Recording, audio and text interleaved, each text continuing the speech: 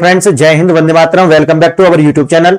Friends, आज हम बात करने वाले हैं कि जिस प्रकार से पूरी दुनिया के अंदर जो वर्ल्ड ऑर्डर बना हुआ था 1944 के बाद में, अब वो धीरे धीरे से टूटना शुरू हो चुका है, या आप ये कहिए कि अब इसके जो टूटने की जो दर है वो लगातार बहुत तेजी से हो रही है। और क्यों हो रही है, इसके लिए मैंने बहुत सारी वीडियोस बनाई हुई हैं। अगर आप पूरा सब कुछ 360 डिग्री समझना चाहते हैं ये इशू है क्या, क्योंकि एक वीडियो में इतना सारा कंटेंट कवर नहीं हो सकता, इसलिए आप मेरे टेलीग्राम चैनल से जुड़ जाइए। आपको जितने भी चैनल्स हैं और जितनी भी वीडियो मैं बनाता हूं सारे लिंक आपको वहां पर मिल जाएंगे।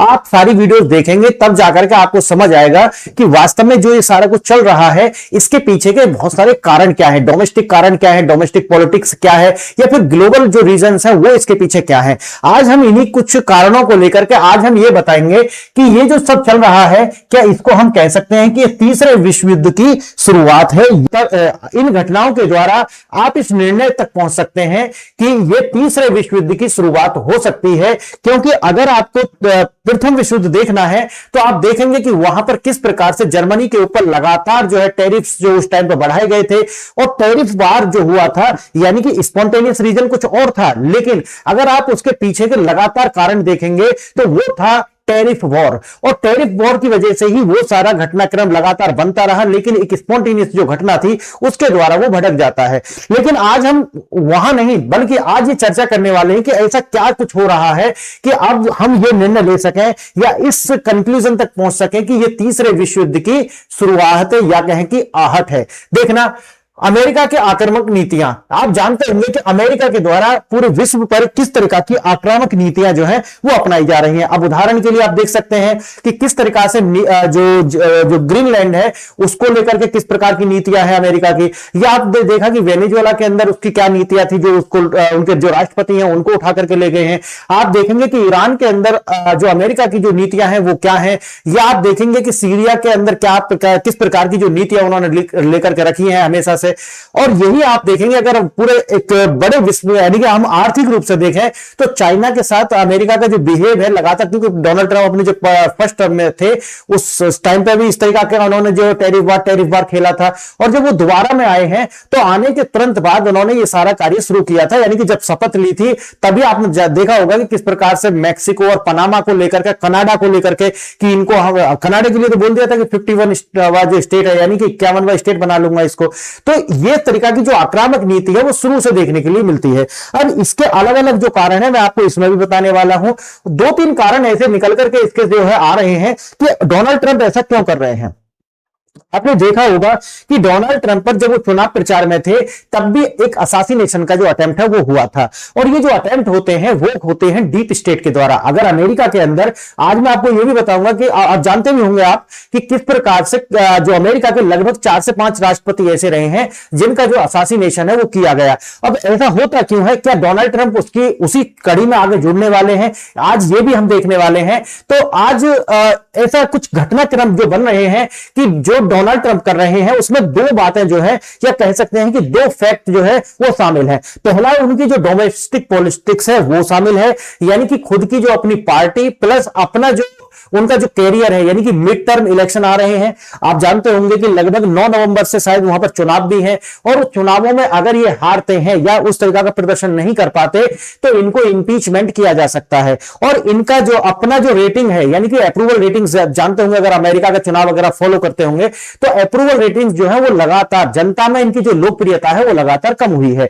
यानी कि कुछ ऐसे कारण डोमेस्टिक हो जाते हैं, लेकिन ये जो इंटरनेशनल लेवल पर जिस तरीका का जो इनका एग्रेसिवनेस है वो क्यों दिख रही है उसके कारण अलग अलग वीडियो में बताए हैं। लेकिन कुछ कारण हैं, एक तो जो डॉलर है उसका जो जिस तरीका की न्यूज निकल करके मार्केट में आ रही है कि डॉलर जो है वो वीक हो रहा है, इसी खबर को जो है दबाने के लिए कहो या फिर डेविएट करने के लिए अमेरिका कुछ ऐसा करना चाहता है ताकि न्यूज में वो खबर आए ही ना, समझ गए। अब अगर वो न्यूज में नहीं आएंगी तो जो लोग हैं उनका परसेप्शन अमेरिका की जो अर्थव्यवस्था को लेकर के बना रहेगा। और एक और जो रीजन है वो बताया जाता है कि जो डीप स्टेट है, आप जानते होंगे डीप स्टेट यानी कि डीप स्टेट के अंदर सारा कुछ शामिल है। ऐसा कोई डीप स्टेट अपना आप में कोई ऑर्गेनाइजेशन नहीं है।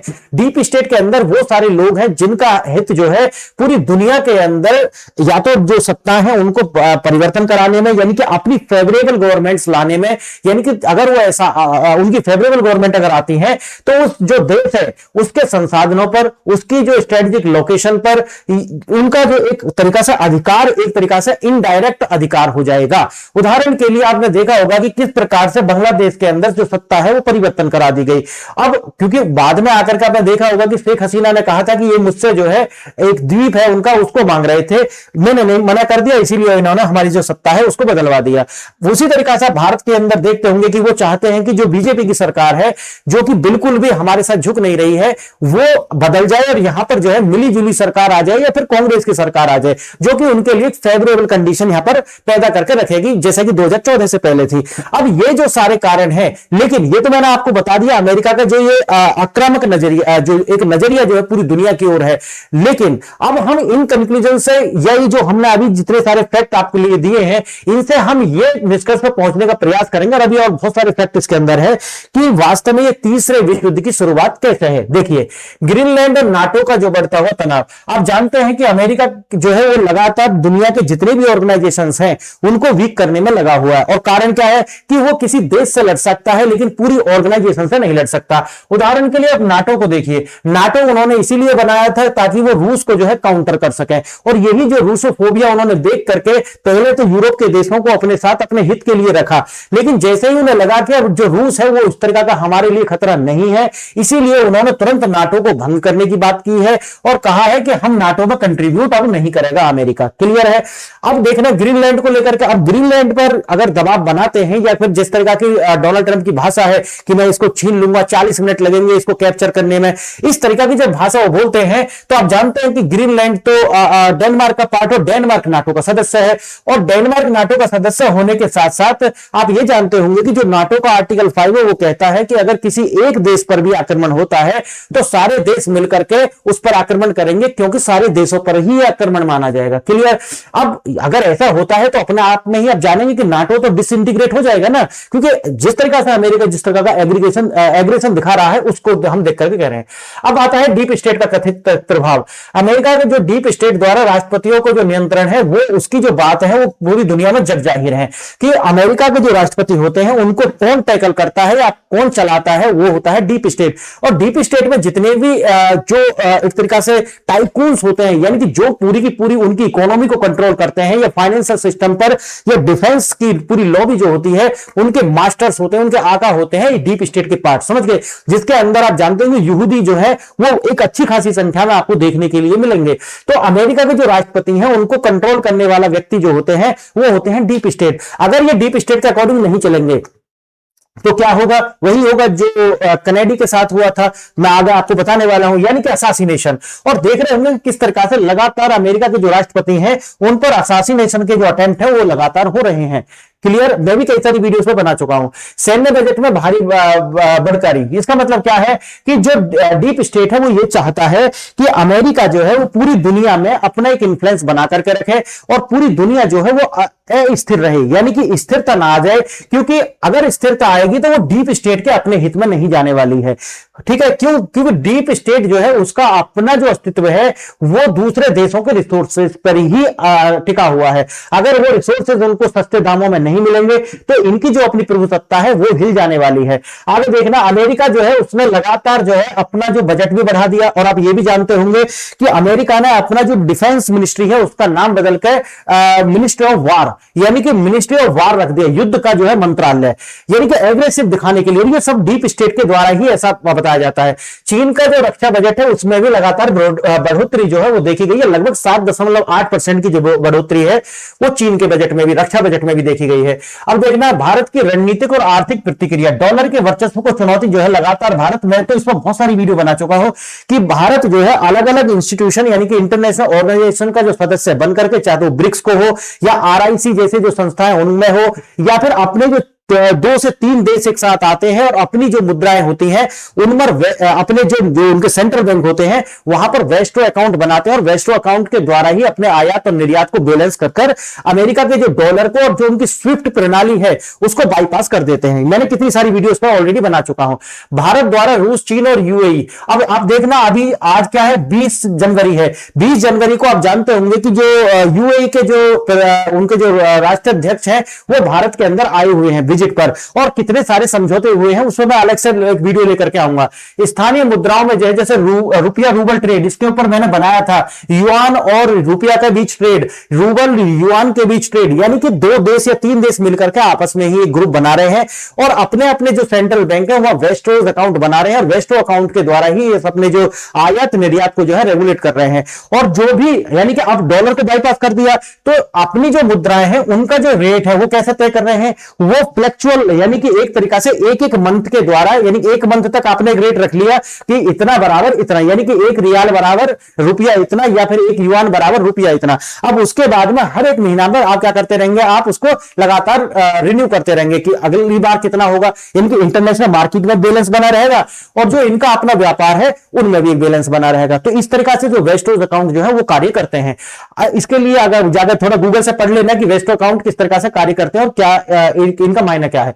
रक्षा क्षेत्र में आत्मनिर्भरता और नए गठबंधन, रक्षा क्षेत्र में भी आपने देखा होगा, मैंने कल भी जो वीडियो बनाई थी मैंने वहां पर बताया था कि अब भारत ने जो अमेरिका है उस पर 30% का जो टैरिफ है वो लगा दिया। और टैरिफ भी किस पे लगाया है, याद रखना, जो उनके स्टेपल क्रॉप्स हैं, यानी कि जो दाल हैं, ये चने हैं, यानी कि, और कहां पर लगाया है, किसान, यानी कि अमेरिका के जो किसान हैं उनको टारगेट किया है भारत के द्वारा।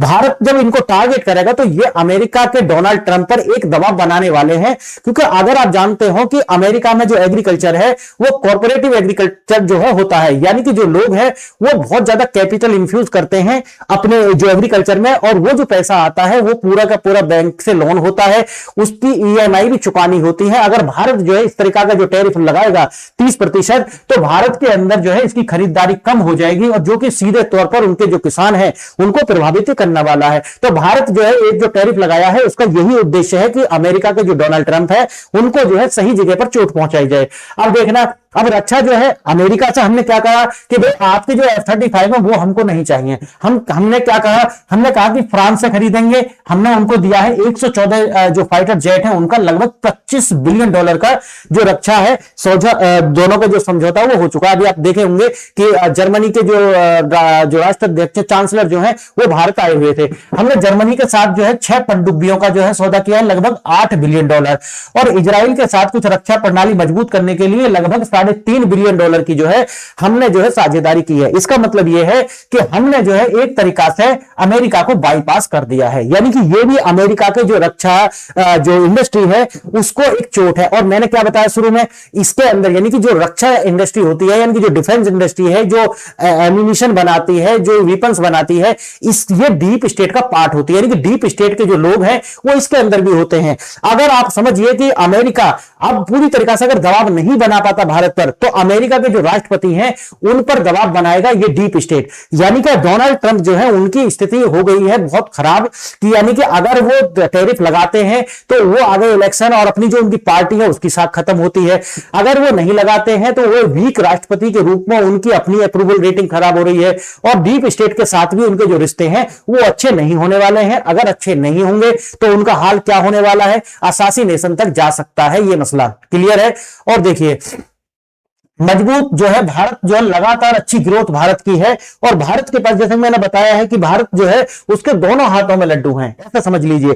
विश्व जो है वो लड़ रहा है और भारत जो है एक कोने में खड़ा होकर के हंस रहा है इन सबको देख करके। कारण क्या है, कारण ये है क्योंकि ये इतने ज्यादा डिपेंड हो गए हैं अमेरिका के ऊपर कि इन्होंने अपना जो सारा पैसा है वो लगा दिया सोशल स्कीम्स के अंदर। ठीक है, पूरी की पूरी जो देश है वो एज ए वेलफेयर स्टेट बना करके इन्होंने रख दिए, चाहे तो फ्रांस हो, जर्मनी हो या फिर यूके हो, तो अब उनको जो है अब रक्षा बजट में इतना सारा पैसा इंफ्यूज करने के लिए उनके पास है नहीं। अब ग्रीनलैंड को अगर अमेरिका कब जाता है तो वो ज्यादा कुछ कर नहीं पाएंगे। अब आप लगातार आप देख रहे होंगे कि किस तरीका से भारत की जो प्रशंसा है, चाहे वो पोलैंड के राष्ट्राध्यक्ष हो, चाहे वो जर्मन के चांसलर हो, या फ्रांस के जो राष्ट्रपति हो, वो लगातार भारत की प्रशंसा कर रहे हैं, क्योंकि अब उन्हें समझ आ चुका है कि भारत जो है उसने वो कार्य कर दिखाया है जो पूरी दुनिया में किसी ने भी नहीं किया है, अमेरिका के समक्ष आकर के। याद रखना इस बात को।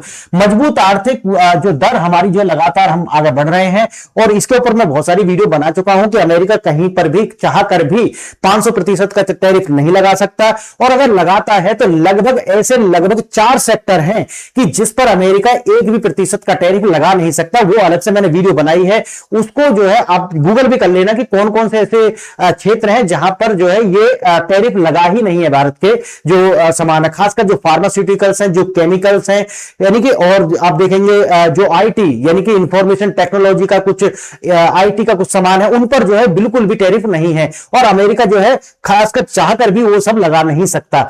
अब देखना ग्रीनलैंड के बाद क्या तीसरा विश्व युद्ध तय है, जो भी अभी मैंने आपको बताया है आप उससे अनुमान लगाइए क्या वास्तव में अमेरिका जो है, या आप ये कहिए कि डीप स्टेट क्या अमेरिका के राष्ट्राध्यक्ष यानी डोनाल्ड ट्रंप को इस तक मजबूर कर पाएगा।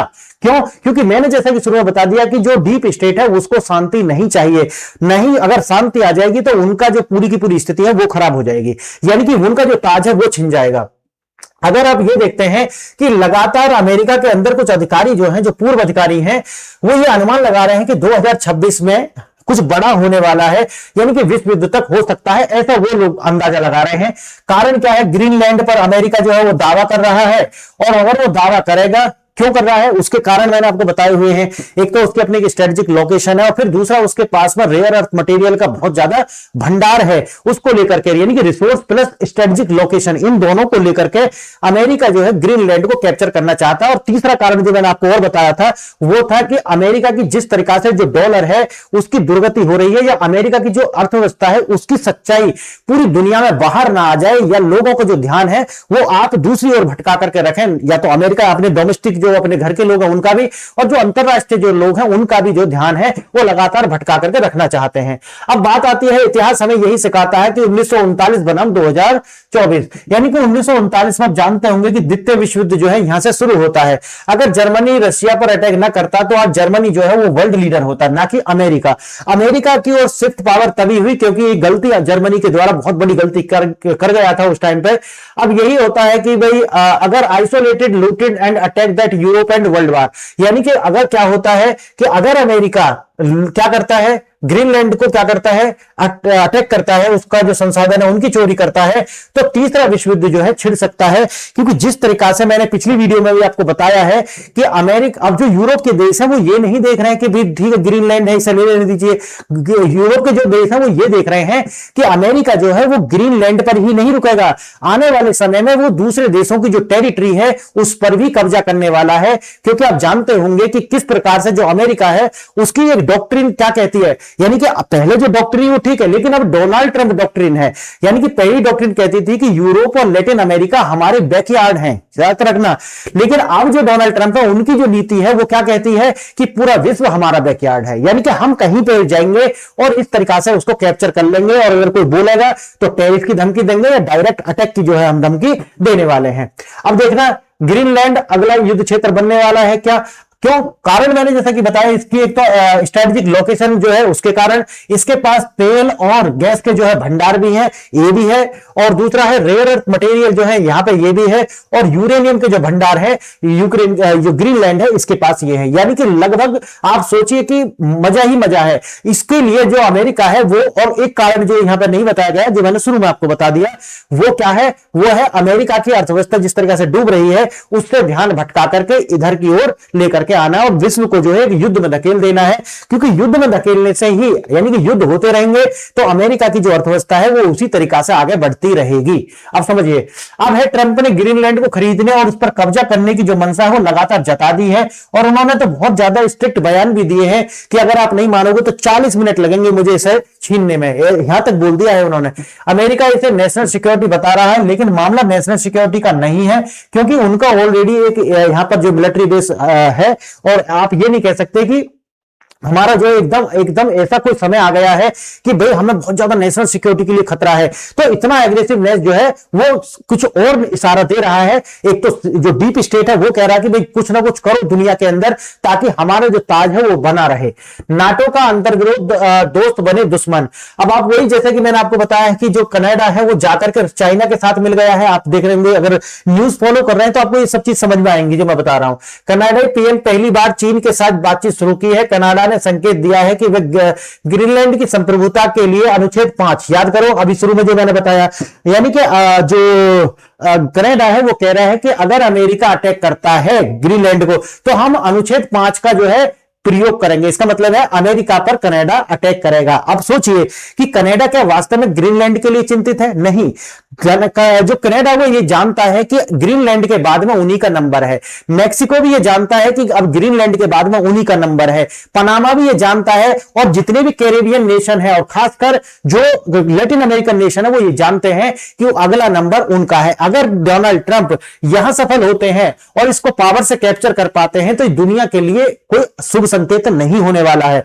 ठीक है, इसीलिए आप यूरोप के जो देश हैं वो इनको बर्दाश्त करने के लिए तैयार नहीं है। उदाहरण के लिए आप देखेंगे कि इटली जो है वो क्या कह रहा है। इटली की जो पीएम है मेलोनी, वो क्या कहती है, अपने बेस बंद कर दीजिए। यानी कि आप जो है हमें अपनी जो सुरक्षा आज तक आप कहते आए हैं कि अगर हम सुरक्षा नहीं देंगे तो रूस आपको जो अटैक कर देगा, तो वो कह रही है कि भाई ठीक है, आप अपने जो जितने भी यहाँ पर मिलिट्री बेस हैं वो बंद कर दीजिए, हमें आपकी सुरक्षा की आवश्यकता नहीं है। उसी तरीका से आप अलग अलग जो देश हैं उनके, जो फ्रांस के राष्ट्रपति मैक्रो जो है उनका भी जो अलग से बयान आया है। और जैसे कि कनाडा ऐसा क्यों कर रहा है, क्योंकि अमेरिका के जो राष्ट्रपति हैं लगातार अपना 51वां स्टेट उसे बताने की जो मंशा है उससे कभी बाज नहीं आते। डूबती अर्थव्यवस्था और डॉलर का बहिष्कार। अब वही मैं आपको जो शुरू में दिखा रहा था, जो ग्लोबल यूएस बॉन्ड जो है लगातार उनकी जो होल्डिंग्स है उनको जो देश है वो रिलीज कर रहे हैं। यानी कि आप जानते हो मैं कितनी सारी वीडियो इसके ऊपर बना चुका हूं कि पूरी दुनिया के अंदर जो डेटा है, और ये डेटा हम लाते कहां से है, मैंने एक वीडियो में बताया है कि मैं लगभग 10 से 12 ऐसे सोर्स है जहां से मैं ग्लोबल पॉलिटिक्स और जो जियोपॉलिटिकल इश्यूज जो है उनका जो करंट बेस है उसे कवर करता हूं। अगर वो भी है मैं लगा दूंगा उस वीडियो को भी यहां पर, ठीक है। तो उसमें क्या है कि लगातार जो है जितने भी देश हैं वो डंप कर रहे हैं अमेरिकन बॉन्ड के अंदर जो उनकी सिक्योरिटीज जमा है। अगर वो देख रहे हैं तो फिर कहां निवेश कर रहे हैं? निवेश कर रहे हैं वो गोल्ड के अंदर। यानी कि आप देख रहे होंगे गोल्ड का जो प्राइस है अगर वो बढ़ रहा है, इसका मतलब ये है कि लोग उसके अंदर इन्वेस्ट कर रहे हैं, यानी कि कंट्रीज जो है वो इन्वेस्ट कर रही है। इसीलिए आप जो प्राइस जो है वो लगातार बढ़ता हुआ आप इसका देखेंगे। और डंपिंग जो है इसके एवज में देखना कि जो डंपिंग है लगातार, जो ग्लोबल बॉन्ड जो अमेरिका का जो बॉन्ड है उसकी जो डंपिंग है हर देश कर रहा है। जो उसकी सिक्योरिटी जो पैसा लगाए हुए थे दुनिया ने वो लगातार जो है इसको डंप कर रहे हैं countries. The debt trap, Trump ने 1 ट्रिलियन से बढ़ाकर 1.5 ट्रिलियन जो अपना रक्षा बजट किया है वो कुछ दिखाता है। क्या दिखाता है? जो शुरू में मैंने बताया कि डीप स्टेट जो है एक कोई बड़ी चाल चलने की फिराक में है। जैसे गोल्ड रश, दुनिया भर के देश जो है वो अब क्या कर रहे हैं, अमेरिकन ट्रेजरी बॉन्ड को बेच करके अपना जो निवेश है वो गोल्ड के अंदर कर रहे हैं, या फिर कोई भी फिजिकल असेट्स जो है उसके अंदर करने वाले हैं। क्योंकि ब्रिक्स जैसे जो संस्था है या फिर आसियान जैसे संस्था है, और या फिर आने वाले समय में RIC, रूस, इंडिया और चाइना जो है वो, प्लस आप एक टर्म और सुनते होंगे, साउथ ग्लोब, यानी कि ग्लोबल साउथ का नाम आप और सुनते होंगे, ग्लोबल साउथ, ठीक है, ग्लोबल साउथ। यानी कि इसके अंदर जो है लगभग 20 से ज्यादा कंट्री है। और ये जो देश है यानी कि भारत, इनके साथ भारत, आप सुनते होंगे आप लगातार, जब भी UN में भी था, अभी ब्रिक्स में भी है, तो लगातार ग्लोबल साउथ की जो कंट्रीज है उनकी बात जो है उठाता रहा है भारत। अब भारत जो है इन सब के साथ मिलकर के डी-डॉलराइजेशन जो है उसकी प्रोसेस को आगे बढ़ाए हुए है। और इसी से जो अमेरिका है वो एक और चिंता में है, या कहो कि अमेरिका का जो डीप स्टेट है वो भी बहुत ज्यादा गहरी चिंता में है। अब बात आती है डीप स्टेट की। अमेरिका का असली जो शासक है वो कोई डोनाल्ड ट्रंप नहीं है या वहां के राष्ट्रपति नहीं है, बल्कि उनको चलाने वाले ये टाइकून्स हैं, ये जो पॉलिसी जो मेकर, ये लोग हैं डीप स्टेट वाले। यानी कि अपने हितों के अनुसार ये जो पॉलिसी जो है वो ये बनाते हैं। अब देखना कंसेप्ट, अमेरिका में राष्ट्रपति से ऊपर कौन होता है? डीप स्टेट होता है। अगर डीप स्टेट के अकॉर्डिंग नहीं चलोगे तो क्या होगा? जैसे कि पहले राष्ट्रपतियों का हाल हुआ है वही होने वाला है। ट्रंप अंडर कंट्रोल, यानी कि ट्रंप जो है अब उनके कंट्रोल में है। आपने ये देखा होगा कि ट्रंप जो है शुरू वो शांति की बात कर रहे थे, लेकिन जब से डीप स्टेट ने इनको जो धमकाया है कि आप शांति करोगे तो हम कहां जाएंगे, तो इसीलिए जो लगातार आप भारत पर दबाव बनाइए, उनकी जो स्ट्रेटेजिक लोकेशन है, जो उनकी रिसोर्सेज है, जो वहां की गवर्नमेंट है, उसको जो है अनस्टेबल कीजिए, ये जो है इन पर एक दबाव है। हिस्टोरिकल कॉन्टेक्स्ट है, जॉन एफ कैनेडी की जो हत्या हुई है वो, या फिर उनके जो और राष्ट्रपति हैं उनकी जितनी भी हत्याएं हुई हैं, उनके पीछे डीप स्टेट का जो हाथ है वही पाया गया है। डीप स्टेट का हो या फिर सीआईए भी जो है इसके अंदर शामिल होता है। यानी कि एक तरीका से ये बहुत ही प्रभुत्वशाली लोगों का एक समूह है, लेकिन कोई ऐसा ऑर्गेनाइजेशन या इसका कोई हेडक्वार्टर नहीं है। क्लियर। भारत पर अमेरिकी साजिशों का इतिहास लगातार जारी रहा है। जैसे कि आप देखते होंगे कि भारत में जो है परमाणु बम जब परीक्षण किया गया, तब उसी टाइम पर आपने देखा होगा कि किस प्रकार से जो लाल बहादुर शास्त्री हैं उनकी जो हत्या में सीआईए का जो हाथ है वो बताया गया था। इसी तरीका से आपने देखा होगा कि जब परमाणु हथियार का जब परीक्षण इंदिरा गांधी के समय में किया गया तो उनको किस तरीका से रास्ते से हटाया गया। और इसी तरीका से आप देखेंगे कि हमारे ही बगल में बांग्लादेश में किस प्रकार से जो रिजीम है वो चेंज की गई। भारत की घेराबंदी का जो लक्ष्य है वो रखा हुआ है। उन्हें एक बात पता चल गई है कि भारत के अंदर से जेनजी जैसे कोई भी जो रिवोल्ट है वो करा पाने संभव नहीं है, क्योंकि वो किसान आंदोलन देख चुके हैं, वो सीआईए जो सीए है, सीएए, ठीक है, वो भी वो करा करके देख चुके हैं, लेकिन कोई भी सफलता होने, या दिल्ली दंगे भी करा करके वो देख चुके हैं कि भारत का जो समाज है, खासकर हिंदू समाज जो है वो बहुत ही शांति प्रिय है। वो अचानक से खड़ा, ऐसा नहीं है कि लड़ाई के लिए तैयार बैठा है, नहीं, वो बहुत समझदार है, वो समझ करके ही काम करता है। अब बात आती है कि अब अमेरिका ने ये सोचा है, डीप स्टेट ने सोचा है कि अब भारत को जो है उसके आसपास से घेरिए। उसी तरीका से आपने इसीलिए देख रहे होंगे कि बांग्लादेश के अंदर जो सत्ता परिवर्तन हुआ है, और बांग्लादेश के अंदर जो हिंदुओं को जो टारगेट लगातार किया जा रहा है, ताकि एक हिंदू जो सरकार है उस पर दबाव बनाया जा सके और बांग्लादेश के अंदर वो इंटरफेरेंस करे, ताकि फिर भारत जो है उसे लेकर के अमेरिका अपना जो ज्ञान है वो देना शुरू करे। पाकिस्तान जो उनका ये वेसल स्टेट ही, आप एक तरीका से आप कहिए कि बांग्लादेश और पाकिस्तान ये जो है चाइना और पाकिस्तान अमेरिका के ये पार्ट हैं, ऐसा मान लीजिए आप कि बस उनके द्वारा जो भी वो बताएंगे वो ये करेंगे। तो एक ये है। अब आता है यूक्रेन और गाजा के बाद अमेरिका को नए युद्ध क्षेत्र की जो है तलाश है। अब वो नया युद्ध क्षेत्र जो है कहां बनाएगा, वो ग्रीनलैंड है जो मैं आपको बता रहा हूं। अभी भारत को जो है रिंग ऑफ फायर में जो फंसाने का जो उसका एक गोल है वो है, लेकिन भारत ने दिखा दिया कि अगर हम युद्ध करेंगे तो हम जो है लगभग 14-15 घंटा में ही अपने आस पड़ोस से निपटाएंगे। अगर अमेरिका के असेट्स भी वहां है तो उनको भी टारगेट करेंगे। अब आप कहोगे कि सर आप ऐसी बातें कैसे कर रहे हैं कि हम अमेरिका जैसी महाशक्ति, एक बात ध्यान रखिए, एक बात जो है वो ध्यान रखिए कि अमेरिका के राष्ट्रपति डोनाल्ड ट्रंप एक बात अच्छे से समझते हैं कि जो मोदी हैं वो किस माइंडसेट के व्यक्ति हैं। देखो, हर व्यक्ति का जो एक टेम्पर है ना वो मायने रखता है इंडिविजुअल लेवल पर। अमेरिका के राष्ट्रपति भी एक व्यक्ति हैं, क्लियर, लेकिन वो ये जानते हैं कि जो मोदी है वो किस टेम्परामेंट के व्यक्ति हैं। इसीलिए आप देखते होंगे कि लगातार धमकी देने के बावजूद भी अमेरिका ने कभी भी किम जोंग उन, जो कि नॉर्थ कोरिया का राष्ट्राध्यक्ष है, उसको कभी भी बाल बांका नहीं कर पाया अमेरिका। क्यों? क्योंकि उसे पता है कि जो किम जोंग उन है वो किस टेम्परामेंट का व्यक्ति है। और आपको एक चीज नहीं पता हो, मैं आज आपको कई वीडियो में बता चुका हूं, मैं एक और भी आपको बता दे रहा हूं। अभी पूरी दुनिया के अंदर, याद रखना, मैं फिर दोबारा से बोल रहा हूं, पूरी दुनिया के अंदर हाइपरसोनिक जो मिसाइल्स होती है ना, उनको काउंटर करने के लिए या उनसे डिफेंस का किसी भी देश के पास किसी भी प्रकार का कोई डिफेंस सिस्टम नहीं है। याद आया? नहीं आया समझ में? फिर दोबारा बता देता हूं। यानी कि भारत के पास जिस तरीका से आपने देखा होगा अग्नि 5 मिसाइल है, उसी प्रकार से इसके ऊपर अलग से वीडियो बनाई है। हर देश के पास अपनी एक आईसीबीएम है। क्या बोलते हैं उन्हें? आईसीबीएम। ठीक है, ये जो इंटरकॉन्टिनेंटल बैलिस्टिक मिसाइल हैं, ये सारी की सारी जो मिसाइल होती हैं वो वायर हेड के रूप में केमिकल वेपन ले जा सकती हैं। और जो आईसीबीएम होती हैं, ये जो बैलिस्टिक मिसाइल होती है, इनको रोक पाने की क्षमता अभी तक किसी भी दुनिया के कंट्री में नहीं है। याद रखना। अब क्या है कि बात यहां आ जाती है कि अमेरिका चाह कर भी, चाहे डीप स्टेट या अमेरिका सारा मिल जाए, लेकिन कभी भी वो भारत पर डायरेक्ट अटैक नहीं करेंगे या ना तो आंख दिखाने का प्रयास करेंगे। क्यों? क्योंकि मैं कितनी सारी वीडियो बना चुका हूं कि भारत किस प्रकार से अपने आप में आत्मनिर्भर है। पूरी दुनिया के अंदर कोई भी डिफेंस टेक्नोलॉजी हो, वो जो है आईसीबीएम को रोकने की क्षमता नहीं रखती। अमेरिका जो है उसके लिए काम कर रहा है, लेकिन मैंने उसके ऊपर अलग से बनाया गोल्डन डाउन नाम का जो प्रोजेक्ट है, $174 बिलियन का जो है, लेकिन वो अभी ख्वाब है, सपने हैं। क्यों? क्योंकि वो साकार होगा नहीं, क्योंकि वो स्टारलिंक के साथ जाकर के बना सकते थे, लेकिन अब आप जानते हैं कि स्टारलिंक जो है उसकी पूरी की पूरी जो लॉयल्टी है वो चाइना के यहां गिरवी रख चुके हैं एलोन मस्क, इसलिए वो पॉसिबल हो नहीं पा रहा। अलग से उसके ऊपर एक वीडियो बनाई है। तो ये दिमाग से निकाल देना कि अमेरिका ये है या चाइना, नहीं नहीं नहीं, भारत के पास बिल्कुल जवाब में है। और फिर एक है माइंडसेट, यानी कि मोदी का जो माइंडसेट है उसे लेकर के अमेरिका अच्छा खासा डरा हुआ है, इस बात को लेकर के कि अगर आईसीबीएम चलती है तो फिर बाद में कुछ भी होता रहना, लेकिन ये आप डायरेक्ट पंगा भारत से ले नहीं सकते। और याद रखना जो मैंने आपको बताया है, चाहे दुनिया आपको कुछ भी बताए, लेकिन यही सत्य है, शक्ति ही सत्य है और शक्ति ही जो है शांति है। अब है पाकिस्तान को बर्बाद किया गया, बांग्लादेश को बर्बाद किया गया, श्रीलंका को लगातार उसी तरीका से वहां पर भी बर्बादी की गई। बात भारत के अंदर वो नहीं कर पाए, उसका कारण मैंने आपको अच्छे से बताया है। अब वही है कि भारत जो है ऐसी अर्थव्यवस्था है जो लगातार तेजी से बढ़ रही है। भारत के पास जो जेनजी है वो इतना ज्यादा टॉलरेंट है कि उसको जो है इन बातों से कोई मतलब ही नहीं है, यानी कि सनातनी है वो। तो आप देखो किसी भी इस्लामिक कंट्री में आसानी से है ये सब कराना क्रांति, क्योंकि उनका जो अपना नेचर है ना वो उसी टाइप का है, तो उनका जो है आसान है। लेकिन भारत के अंदर ये सब कुछ करा पाना आसान बात नहीं होता है। जर्मनी के साथ ऐतिहासिक डील जो है भारत ने की है, जैसा कि शुरू में बता दिया 6 पनडुब्बी की जो डील है, अब अमेरिका को हमने बाईपास कर दिया है। अमेरिका को इससे दर्द होने वाला है। अमेरिका के जो F-35 जो है उनको हमने राफेल से रिप्लेस कर दिया है कि भाई हमें ये नहीं चाहिए, हम चाहिए राफेल। और राफेल का एक अलग से केस है, वो मैं बताऊंगा, सोर्स कोड वाला जो है उस पर अलग से वीडियो बनाएंगे। अब है कूटनीतिक स्वाभिमान झुकने से इंकार कर चुका है भारत। और भारत क्यों कर चुका है झुकने से जो इंकार, क्योंकि भारत जो है दुनिया की सबसे तेजी से बढ़ती हुई अर्थव्यवस्था है।